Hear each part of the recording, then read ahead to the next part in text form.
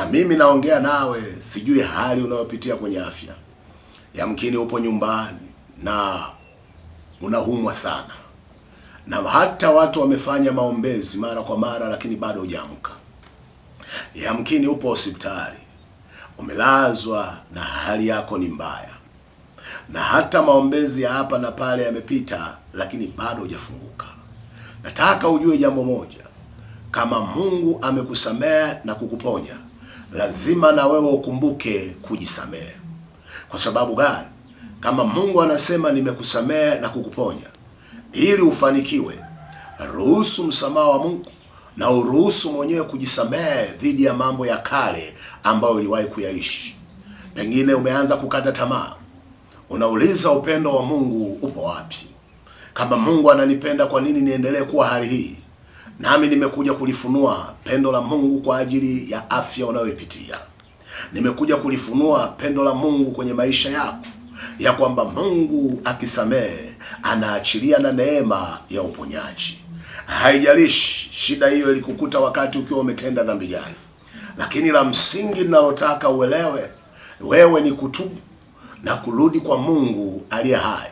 Yeye anasamehe, yeye anaponya, anauisha upya afya yako, na utaamka ukiwa mzima kwa jina la Yesu.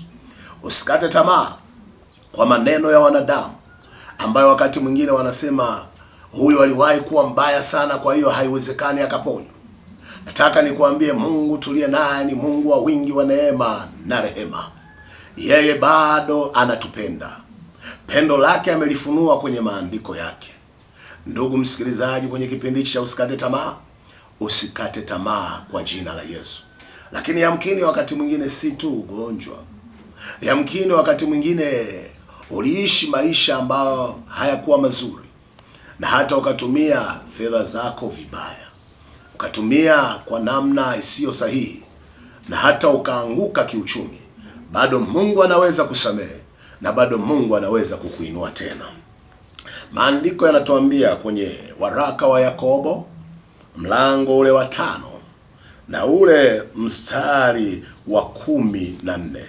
Maandiko yanasema, mtu wa kwenu amekuwa mgonjwa, na waite wazee wa kanisa, nao wamwombee na kumpaka mafuta kwa jina la Bwana.